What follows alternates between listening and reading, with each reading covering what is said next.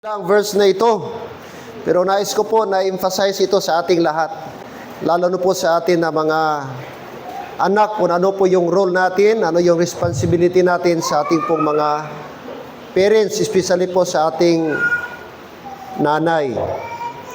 Alright. Verse 1 and 2 only, verses 1 and 2, Ephesians chapter 6, verses 1 and 2. Ready? Read. Children, obey your parents in the Lord, for this is right.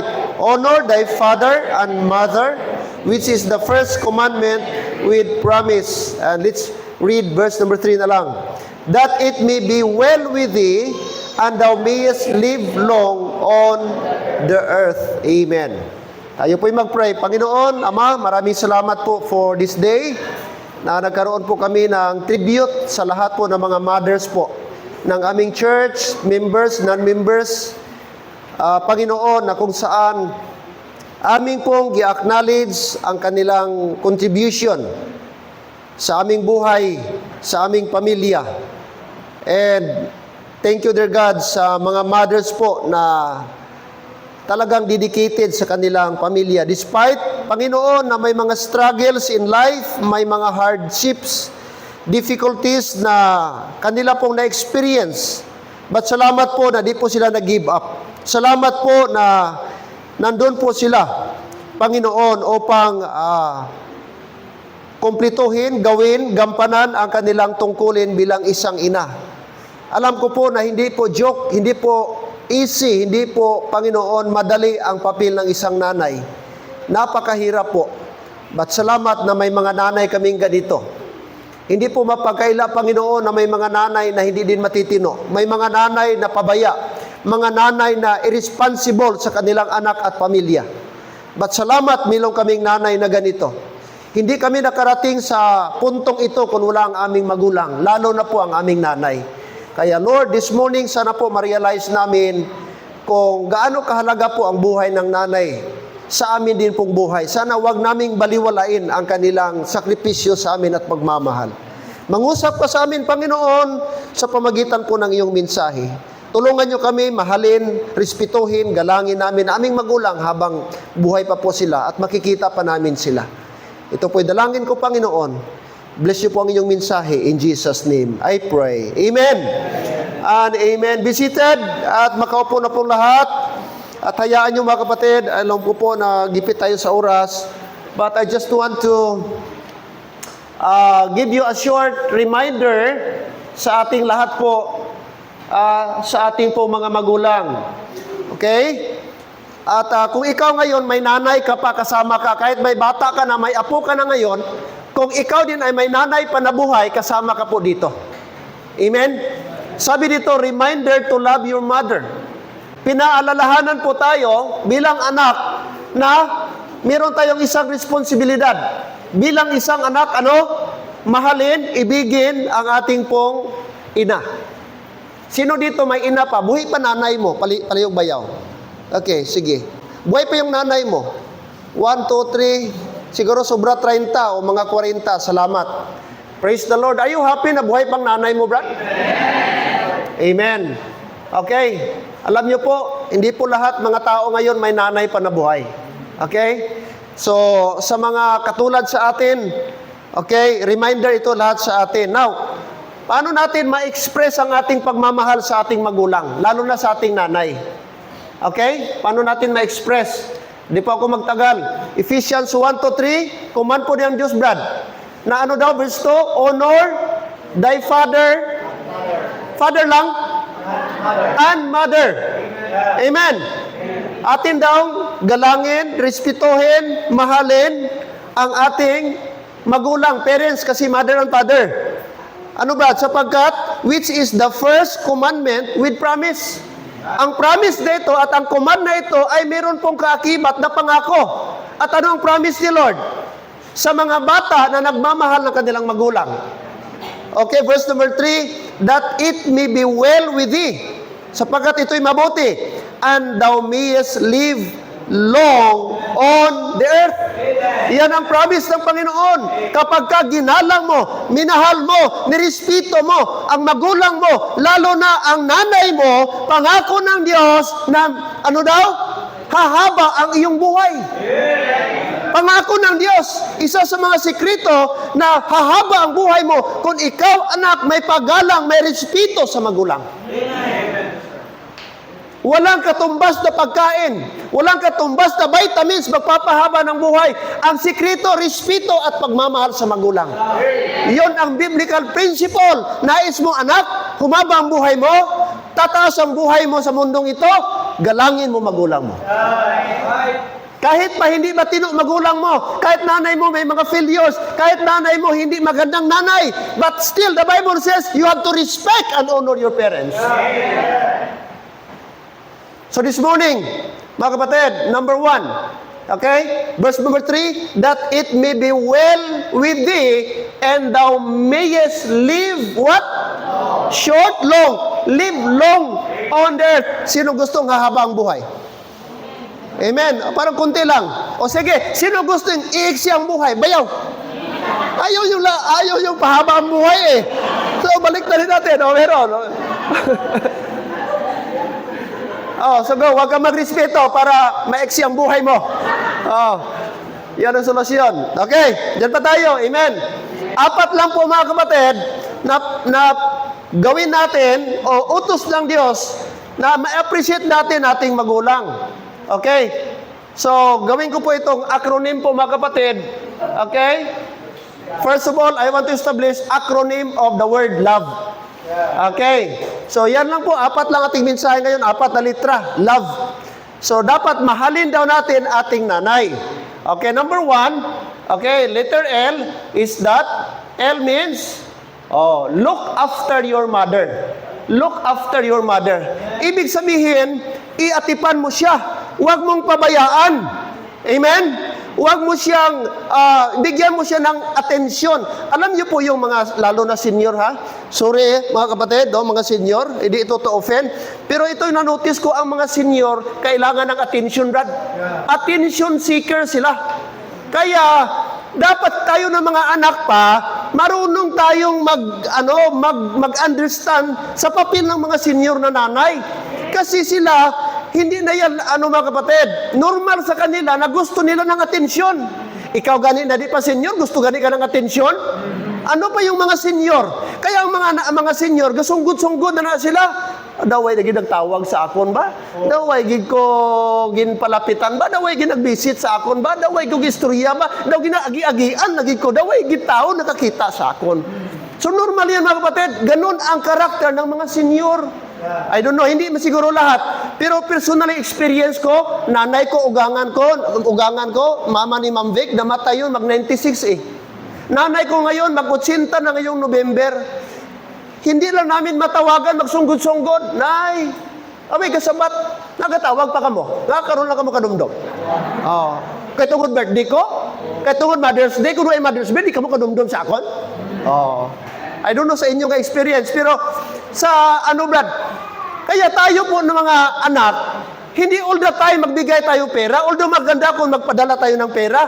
But don't you know, isa sa mga greatest na ibigay natin sa ating magulang, lalo na sa nanay na may edad, attention.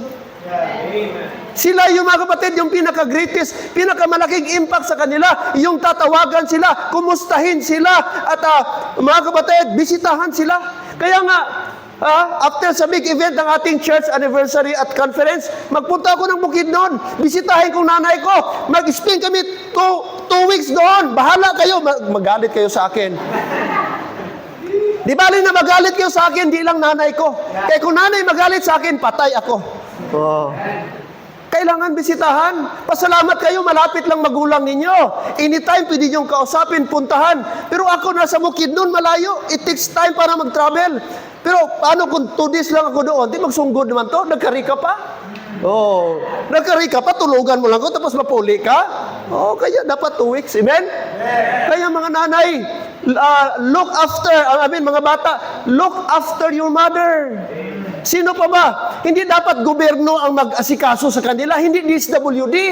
Dapat siguro, kung wala na talagang anak, wala ng mga parinti, pwede siguro DSWD. Pero hanggat mayroong anak, may apo, may parinti, dapat tayo sa ating magulang. Huwag nating iasa sa ibang tao. Sa Amerika, uso na yung orphanage, yung elderly. Yung mga center sila na, pag may edad na, magbayad na lang sila doon.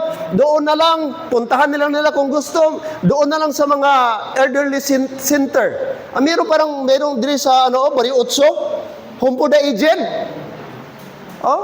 Natamad na ang mga bata mag-alaga sa kanilang nanay.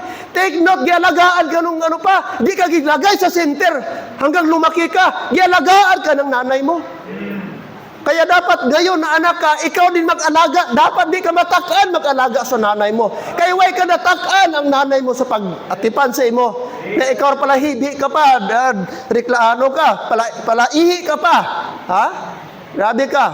Nung una, baka ng nanay mo nasiis pa dahil sa'yo. Pero karon perti ka kapasaway. Sana mahiya ka. Ha? We need to look after your mother. No? Atin po silang bigyan ng pansin. Bigyan po natin ng halaga ang ating mother. Kung talagang mahal mo ang mama mo, look after your mother. Hello? Ano ba ta? Yes, if there is, sad to know mga kapatid, may mga bata ginapalayas nanay. Naka-afford sila nanay mag-start sa iban nga balay. Samantala sila mga abiyat, iban nga tao atipan sa ilang nanay, iban nga nanay, ibang nga bata gasuporta sa ilang nanay. Daw kahuluya na, daw kalain na pamatsyagan, daw tampa ng bata ka, ibang nga tao gatinir. Sabihin natin, masama ang ugali, masungit ang nanay, o ando na lahat. But the reality is nanay mo yan. The reality is matanda na yan. So meaning, dapat sa atin ng mga anak, mahaba ang pasensya. Hindi yan reason na i-abandon mo. Hindi yan reason na kisyo may mga pilyon ang nanay mo. O doon ka na sa ibang tao, bahala ka na. Kahit sabihin mo pa, pastor, si nanay nag-design malayas, dapat ikaw ang anak, kung ganun gyapon na. Kaya kahuluya na. Kung pwede lahat na pasensya gawin mo, lahat na nay, wag lang nay. Ano man problema, tadiri ta istoryahan, tayo di ka na makadto sa iban. Ano ba ta? Insulto ng mga abyan. Ako siguro di ko kabata, sinanga, naglakat-lakat ka sa purok mo, tapos ang iban dito, nanay mo dito. Hello? Kung may araman sa inyo, dapat after sa mensahe, sinipagpuli ta. Kung may gap man kamo, may problema man kamo sa ginikanan mo sa nanay mo, istoryahon mo, nay, pamilya, tanay. Kung pwede mangayo ka pasensya kay anak ka. Hindi hulata nanay mo mangay pasensya sa imo. Amen? Kita nga anak mag-adjust atong ginikanan. Migo ba ta? Look after your mother. Look after your mother. Pay attention to your mother. Take care of your mother. Oh, letter O. Oh, basic lang. Obey your mother. Amen? Oh, anong sabi ng verse 2, Brad? Oh, sa children man ito gisabi. Verse 1, children, anong sunod? Obey your parents. Ngayon, iba na. Parents, obey your children. Baliktad na ngayon. Ang magulang na minsan ba ang nagasunod? O, sino yung Leo Clint, stop that Ikaw kayo. Lagay mo yan sa office. Lagay mo sa office yan. Ilagay mo sa office.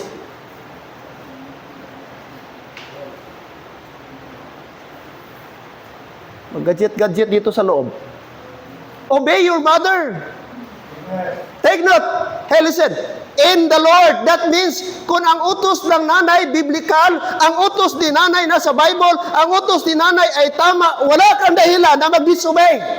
Because the context is in the Lord. Meaning, kung tama yon para sa iyo, pag sinabi ng nanay, huwag ka munang migo-migo ha?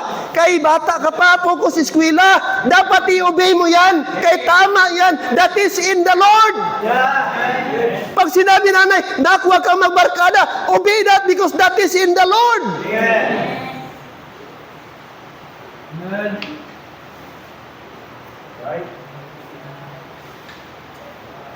Pero kung suguon ka na ni nanay, diya, may kamera dira, magsaot-saot ka na para may income ta. Iba na ng istorya.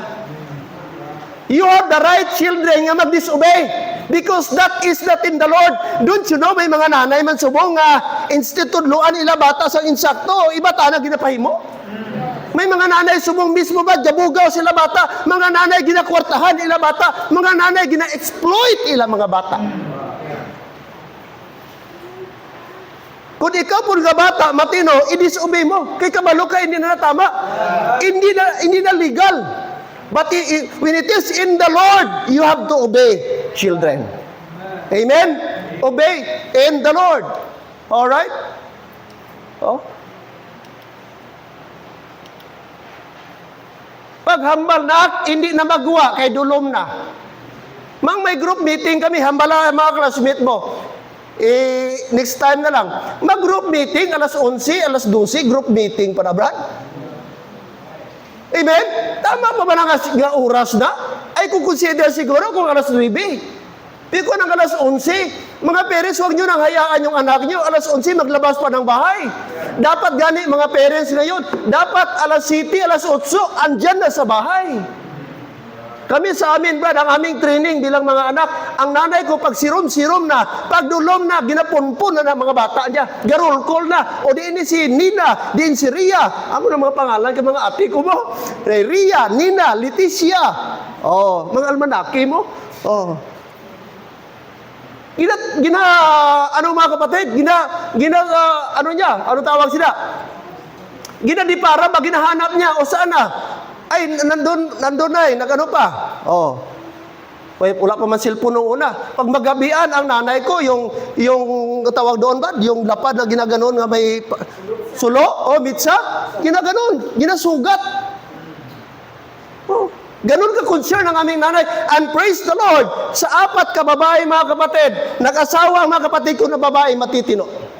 Never, mga kapatid, na natandog or ano. Praise the Lord. Bakit kay may nanay na conservative? May nanay nga talagang ginamonitor ang bata.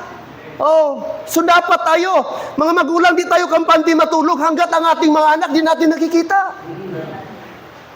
Tingnan mo ngayon, kahit sa parente mo ibilin ang mga kabataan, karon di na safe. Biskan sa tiyo pa na, sa ano pa na, dahil sa technology, dahil sa mga kurap na mga nakikita ngayon sa media, Brad, kurap na rin ang isip. Kaya magulang, huwag kayong magkumpiyansa. Naiwan-iwan mo na kung kanino, lalo na pag babae ang anak mo. At lalo na pag di Christian, wala kang guarantee doon, Brad. Amen. Obey your mother. Children, there is blessing sa pag-obey sa parents. Ikaw ang makabenefit yan someday. Pag nag-obey ka, pero ikaw lang din ang madisgrasya kung mag-disobey ka. Dalawa lang yun, obey or ignore. Obey or reject, dalawa lang yan. But at the end of the day, ikaw pa rin yan ang mapiktuhan. Obey. Walang kwenta yung I love you mo. Kung pag-uwi mo, wala pa rin kaga-obey. Kahit araw-arawin mo yung I love you, mang, sorry, mang, I love you. Pero walang pagbabago sa buhay mo, it's useless. Kasi ang tunay na love, obey. Yan ang tunay. Hindi mo pwedeng sabihin na mahal mong nanay mo, pero wala kang obedience. Because obedience is to submit your mother. Sabi ng Bible, honor thy father and mother. So when you obey, you honor them. And when you honor them, you obey them. As simple as that. Amen. And then, pangatlo. Okay, mga kapatid, letter V. 4 lang ito. Letter V, value your mother. Amen? Not only we are told, look after your mother, obey your mother, but the third one, value your mother. Ibig sabihin, bigyan natin ng halaga. Amen? Bigyan natin ng mga kapatid ng value ang ating mga magulang. To tell them that they are valuable. To tell them that they are important. Amen? Naramdaman ba kaya ng magulang ninyo na importante sila sa buhay mo? Mga anak, are you with me? Listen, huwag mo silang ipagpalit ng pera. Huwag mo silang ipagpalit sa mga kaibigan mo. Huwag mo silang ipagpalit sa mga material na bagay. Huwag mo silang ipagpalit sa ibang tao na ngayon mo lang nakilala. Hello? Wala ka sa kalagayan mo ngayon kung wala kang magulang, kapatid na nagsakripisyo sa iyo. Sadly, may mga anak pa na mas magpati pa sa barkada kay mamang. Mag-ubi pa sa ibang tao kay mamang. Take note, walang barkadang mag-alaga sa iyo pag nagkasakit ka. Walang barkada na dadamay sa iyo kung may problema ka. Someday, uuwi ka pa rin sa magulang mo. Someday, sa nanay ka pa rin lalapit pag may problema ka. Kaya ngayon, di mo na value. Wala kang pakialam sa nanay mo, wala kang respeto. Kaya sa tingin mo, kaya mong sarili mo. But someday, I tell you mga kapatid, mangangailangan ka rin ng magulang. Hindi forever kaya mong sarili mo. Amen? Kaya bigyan natin ng value. Habang buhay pa ang ating nanay. Okay? Walang kwenta, araw-araw ka magbisita doon sa simenteryo, dala ng bulaklak, mag-offer ng bulaklak, subalit nung buhay pag nanay mo, di mo man ginabisitahan. Nung buhay pa, di ka man lang nakabigay ng bulaklak sa kanya. Anong kwenta, anong silbi ng bulaklak doon sa patay? Hello? May mga tao, once a week, every weekend, punta sa simenteryo, there's nothing wrong man, Brad. Pero ang mali dyan, nung buhay pa, never ka man nakabisita. Nakuha nyo? Ngayon dapat, habang andyan pa, habang na-appreciate pa, habang nakikita pa, dapat doon natin iparamdam na talagang valuable sila, talagang mahalaga sila sa atin. Sometimes, ma-appreciate natin ang isang bagay pag wala na. Doon na natin hahanapin pag wala na. Pero habang andun pa, nung time nandun pa, ginareject lang natin, ginabaliwala lang natin, wala tayo. May mga bata dito, never na kasi I love you sa magulang. Sa nanay. Pero sa crush ganit, siya sinulang, I love you. Isal kayo mag-text, nagkaon ka na? Ano sudan mo? Oh, concern pa sa ibang nga tao, nanay niya, wala pamangkot. Nay, kumusta ka na? May ginakaon ka pa? May bugas ka? Anong sudan mo, nay? Oh. Pero sa ibang nga tao, way patay, sige ka text, nakapanyapon ka na, pag-aaga, namahaw ka na? Nagamirinda ka? Huya-huya ka lang. Ay, kamahuya. Ginikanan mo, nagbata sa imo, naganto sa imo, nagsikripisyo, nagpadidi, nagpulaw sa imo. Way mo gina pamangkot kung nay, nakakaon ka na ba? Amen. Samantala itong way labot sa imo, way nagpakaon sa imo, way nagbayo sa imo. Gina pamangkot mo, sagi mo ka pamangkot. Amen. Dapat magbago na batasan ta. Lalo na itong mga young people. Hanggang mo man mga babae, di ka mo magpotis-otis, di mga lalaki, sige pamangkot kung nakakaon ka na. Kaya sumong na nagpamangkot, mag-asawahay ka mo, magputi mata mo, ay ka mo kaunon. Kaya mayad lang na sila subong. Sige pamangkot. Tapos ang ipakaon gali, pastil. Mantinirang ka lang ka pastil, 20 pesos. Para ba ta? Value your mother. Bigyan mo pansin, bigyan mo halaga ang iyong magulang, iyong nanay habang andyan pa.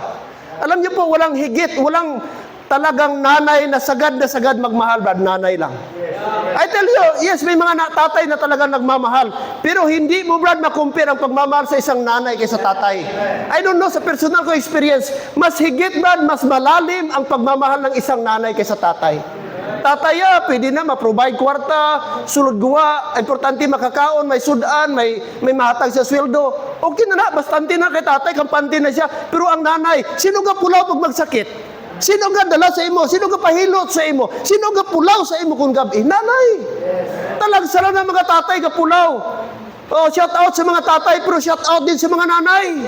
Oh, na talagang todo ang pagmamahal.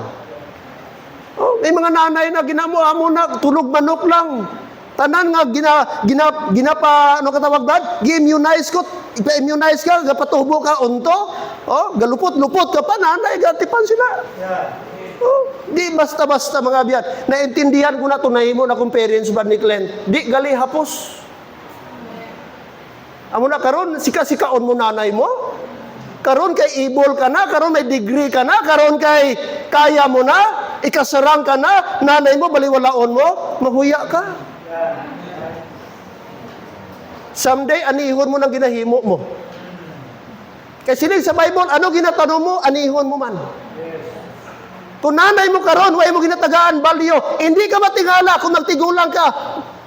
Di ka matagaan balyo sa anak mo. Kay amo na ang imo gitanong. Pero kung palanggaon mo ginikanan mo, I believe ang principle sa Bible bad, sowing and reaping. Amen? Value. I said, walay nanay perfecto. Way nanay bad, tanan nanay may failures. Pero hindi rason nga, hindi tahimuon ang sugo sa Ginoo. Hindi rason nga ato sila isikway. Value your mother. Value. And of course, letter A. Embrace your mother. Hindi lang spiritual embrace, Brad. Kining embrace damo ni meaning. Embrace their needs. Kung ano nakita mo nga need, di ka na magpahambal. Oh, amo na mo silingon. Embrace mga kapatid kung ano ang kailangan nila. Emotional attention, material attention, o whatever nga attention ato nihatag sa ila. Pero the best po mga kapatid, there was a time nga dapat nato ni embrace physical lang ato nanay. Alam niyo po, na-miss man ta nila, kaysa gamay pa ta, pirmi man ta nila ginakungkong. Pero isa sa mga saddest point sa life sa mga nanay o gatigulang na, inagsildan na lang sila ginahako sa ila bata. Isa sa mga bagay na gusto ko giniparamdam kay nanay ko, every time makita ko siya, ginahakos ko, ginahalukan ko. May mga bata, killjoy sila maghalok sila nanay. Kalain, tigulang na, Don't you know, isa sa mga bagay ba na mahimong confident ang nanay, maging proud ang nanay, yung bata nila maghakos ka maghalok? Way pulos hakson mo, patay na nanay mo? Hakos-hakos ka sa lungod. Tampuyogo, taganong ako. Hakos-hakos ka na sa lungon, tabuhi pa, di kagid pag birthday, pag Mother's Day, pag ano nga special moment, brad, di mo malang nahakos nanay mo, kag naparamdam nga na, special ka sa kay nabuhi ko. Salamat sa life mo, nay. Sa kapigaduhon naton, sa giagian nato, grabe ka budlay.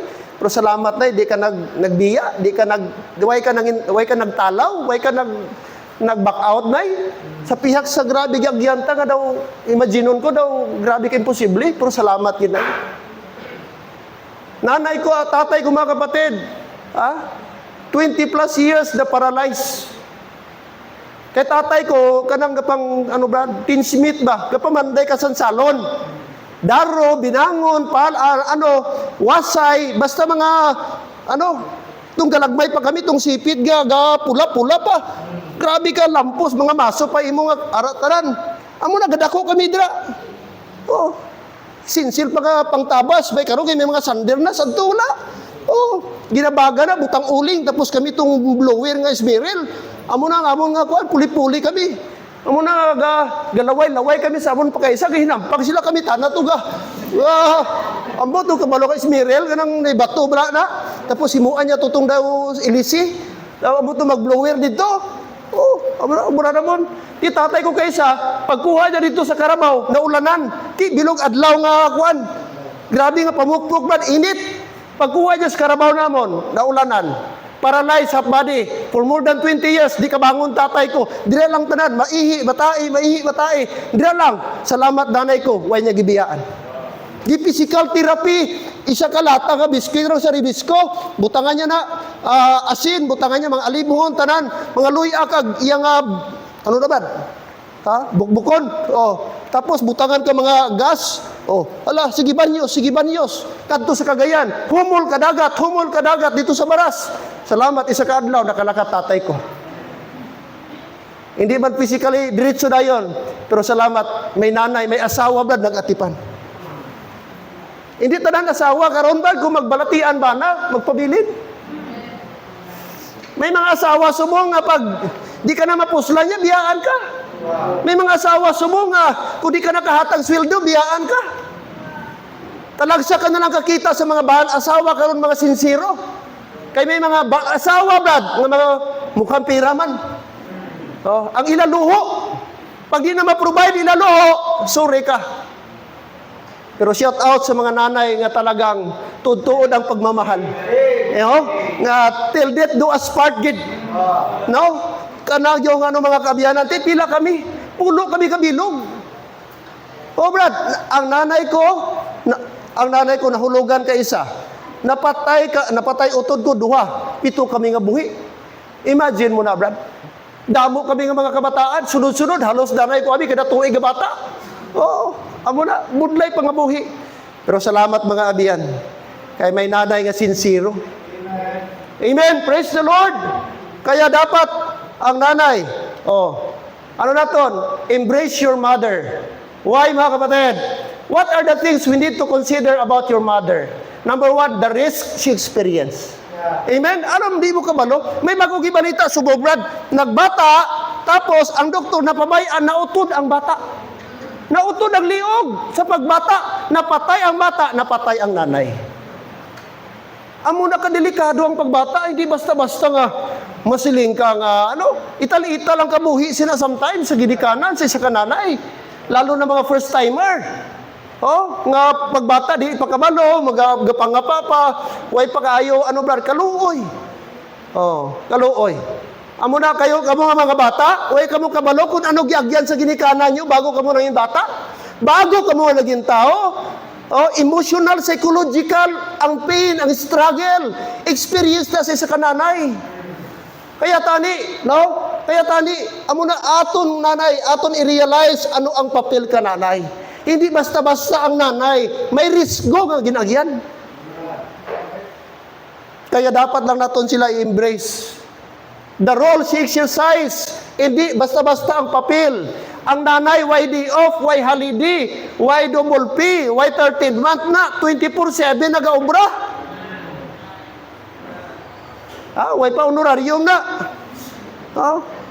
Why na siya sing, mga kapatid, mga benefits. Amo na kita mga bana, brad, pagpuli ta sa balay, kumusta ang taman asawa ta, ma'am, kumusta ka na? Ma'am, kumusta ang adlaw mo? Ano ma'am, kaya pa? Lalo na pagdamo mga bata giatipan, brad. Kag kita mga bana, kung maglaba tong asawa kag kaya man nato, kag bakanti tabuligan ta. Hindi na siya gender role. That is partnership. Mga kuso-kuso kag gindat-gindatan mo. Dali na daw na matapos, Ano mo na? Kag dugay-dugay may reward kasi na. Basta imo nga partneran asawa mo sa paglaba na. Wow, mga kapatid. Automatic na yan, matic na yan. Amen? Kaya mga banda, partner at asawa ta. Partnership na siya. Ang pangabuhi, partnership na. Why isang gender role, pang babae, pang lalaki? Kung kaya mo ubrahon, ubrahon. Gusto ka happy ang asawa mo, buhata ang gusto niya. Mangin happy. Kaya sabi doon, happy wife, happy life. Amo na mga kabiyanan, ang sikreto lang yun. Dila natin sa Ginoo, mga kabiyanan. Alright, the role she exercises. What else? The relationship she enjoys. Mag-enjoy man ang aton mga asawa kung nabatsyagan nga gina-appreciate sa bata, sa bana ang iya ginahimo. Why pinaka-happy mga abiyan? Kay budlay ang panimalay kun ang suga. Giyambal ni Brother Roy kayo na. Pag yung suga, brad, napundi, nako, madilim. Tapos paano mo ma-enjoy pag madilim? Sinong tao ga-enjoy sa madilim? Di ba? Ula? Ganun din. Brad, nakita ko ba ang kaibahan? Pag nadula ang nanay, napatay ang nanay, nagbasakit ang nanay, nagbinridin ang nanay, dako gid nga problema, brad. I tell you, dako mapiktuhan. Pag ang nanay nawala na gani mga abiyan, ang asawa niya, kung wala tatay makasurvive, pero sometimes mahirap na, brad, ang panimalay basta wala na ang nanay. Amo na nga dapat halungan ta.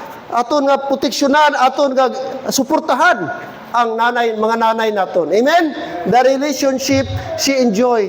Tani aton mga nanay, antes magtaliwan sa kalibutan, nang makafeel man nag-enjoy sila.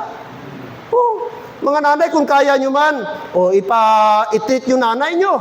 Biskan diri lang, biskan diya sa Davao lang, diya sa Euphoria ba ng tawag diya ba? Patry nyo diya, mag-bike-bike, ipa-rainbow slide. Bahala, hambalon nga, na binata-bata, importante nag-enjoy.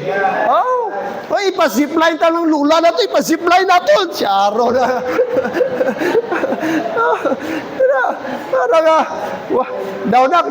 Daway ko mapatay sa ano, daway ko mapatay haw. May ilang. Bahala na patay, basta nag-enjoy Ama ako man, lula nga zipline ba man? Nag-selfie pa I'm a survivor. Grabe. Ano, matay, amen? Nag-ulan na. Okay, before ta matapos mga kabiyanan. Okay. Sometimes, amo ni mga utod, pag pirsado pa si nanay, pag bata-bata pa si nanay, amo ni, gagawanay. Sa akin si nanay.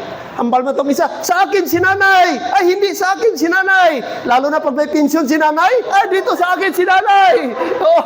Pag si nanay may payout, ay sa akin si nanay. Dasig kayo, gabutungan. Ay, sila kay nanay. Mga kabiyanan. Real talk lang ba? Kung kisa may mga pamilya nga muna. Mga kabiyanan. Pero, amo ning masubo. Pag natigulang na si nanay, ikaw makalaga kay nanay, ay ikaw na, madami akong ginagawa. Hello. Sana hindi ganon. Tatay ko mga utod, napatay naman to 2006. Kung nabuhi pa lang to, kahit sa akin mapatay, walang problema. Kahit wala akong pakialam kapatid ko kung mag-support sila. Magpadala sila monthly sa support. Kasi kaya kong buhayin nanay ko, tatay ko. May mga magkakapatid sige, suporta ka nanay. Nag-untat ang isa, nag-untat man. Basta na-untat tanan. Ganitindi sila sa isa. Hindi dapat mo sina. Dapat ikaw nga bata mo, regardless kung masuporto sila hindi, pero ikaw nga nakaintindi, forever mo support. Ano man ang pagkaon sa tigulang man? Hindi naman nagkakaon sa mga pang Jollibee, pang ano, brad. Di ba kabantay mo sa tigulang? Gamay na lang na ila. Tilaw-tilaw na lang na ila. So dapat kung ano request sa tigulang, dapat atong pagbigyan. Kaya mo naman ang kalipay nila. Bawal pastor, mapatay na gyapon, at least nag-enjoy siya.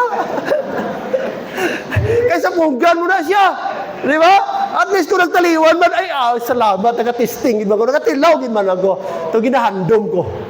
Tanan mo punggan, doktor, bawal ito. Diba? Dula man ang yapon na. Ay, sayang pa itong pension, pastor. Basi makaabot pa di 100,000, sayang. Amo ni nga, alagaan tayo, sagudon tayo. Wrong motive. Hindi kaya, sagudon tayo, diri sa akon, kaya may ginatigin hingabot, gilitan mo 100,000. Hindi amo sina. Alagaan natin ang ating nanay. Amen? Mahalin natin ang ating nanay, mga kapatid. Okay? Right? Brother Jonathan, bakit nag-stop man? Malapit na tayong matapos. Amen? Diyan ba tayo? Ana ngayon, bata man o medyo bata-bata pa man yung nanay natin. Okay? O tatanda ba yung nanay natin?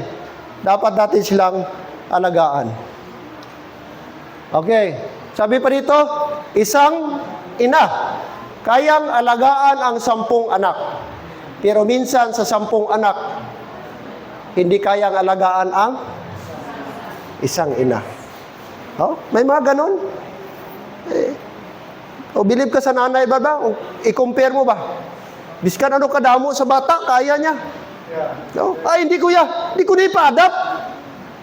Di ba yung nanay mo na, bahala na, magpinubli kami, bahala na, biskan pigado lang kami, biskan hindi lang namin tamang sudaan, basta upod ko, danay kami sa bata, kuya. May mga ginikanan nga mo nga deber nila, ila bata sa mga tiyo, sa mga ano, brad. Kaya gusto nila nga diragi nila bata. Saludo ko sa mga nanay nga mo ang mindset. Amen? So sana, alagaan aton mga nanay.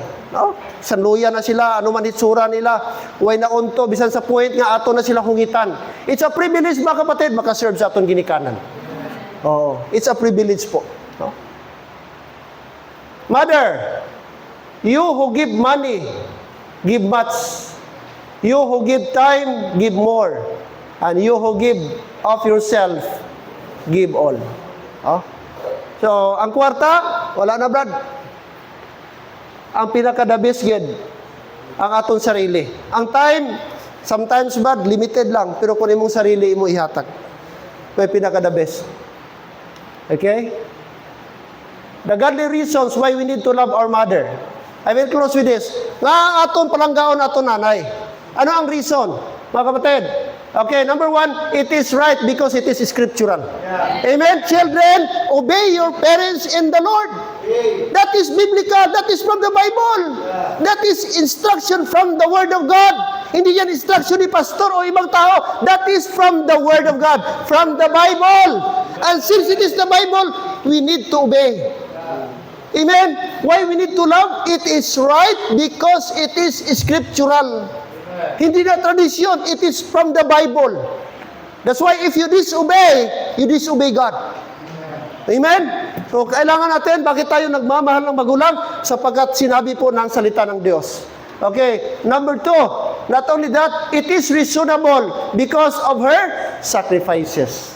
Bakit tayo mag-obey sa ating parents, mahalin ating parents, dahil sa kanilang sakripisyo? I believe walang magulang dito, walang nanay na nagdaan ng sakripisyo. Lahat ba na nanay, meron talagang masabi. Iba-iba tayo ng storyline. Kung tatanungin mo yung mga nanay isa-isa, iba-iba ang kwento. Tama?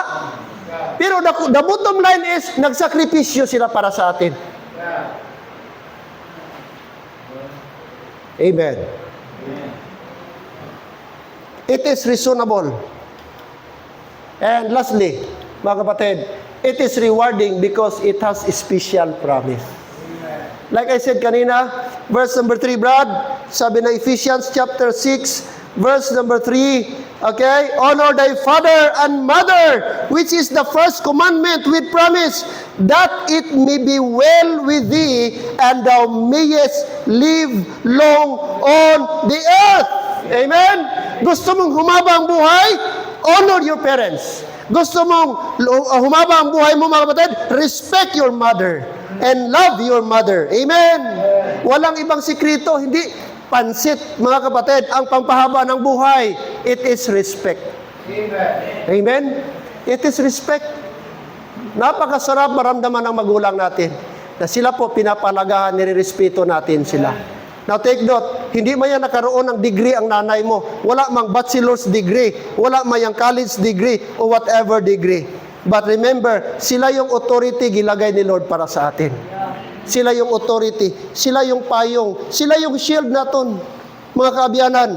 Kaya dapat lang iparamdam ta ang aton pagpalangga, paghigugma sa aton ginikanan, especially sa aton nanay. Gusto ka makaangkon og promise? Amen? Gusto ka? Promise ni Lord, oh. Mga kapatid, at itong promise na ito, why ni kay mayor, why sa politiko ni, why sa gobernador ni? This promise is a special promise from the Lord to live long on the earth. Nakita ko mga bata, wala respeto sa ginikanan, dali, gikuha. Nanay, pag-amot nila, why pagkaon, Dre? Oh? Sila pa ang isog, Brad. Daw may gipabilin. Amin nilisudan ta? Daw may gipataguan nga kwarta. Naluoy ko sa mga magulang nga muna, mga kabiyanan, nga mga bata wala respeto. No? Nakita ko sa Facebook, man, ginatreat niya tatay, malayas ko ni. O naku, kay malayas ka. Basta malayas ko. Kaya hindi napasugtan sa gusto. Nalayas-layas, mga kabiyanan. I believe wala ibang nga concern ang nanay kundi para sa kayuhan sa bata. Kaya sana mga bata, it's better makinig ngayon than to regret later. Walang matinong magulang na ipapahamak ka. Walang matinong magulang na hindi mabuti ang kanyang plano sa iyo. So ano man yung advice sa iyo ngayon, mga anak, mga young people, makinig ka. Kaya ikaw lang din ang makabenefit yan someday. Amen? There is blessing in obedience. That's why today, please, mga anak, tayo mga anak, let's allow the Lord na ma-express natin ang ating love sa ating magulang. Amen? Alright? Look after your mother. Next, mga kapatid, obey your parents, obey your mother, and then value your mother, and of course, embrace your mother. Embrace her role, mga kapatid, sa buhay mo. Everybody standing, tayo po'y tumayo. Diyos naming makapangyarihan, Ama, maraming salamat po sa simpleng mensahe na inyo pong pinaabot sa amin patungkol po, Panginoon, sa aming mga nanay. And I pray, dear God, ang simpleng mensahe ay talagang tumalab sa aming mga puso.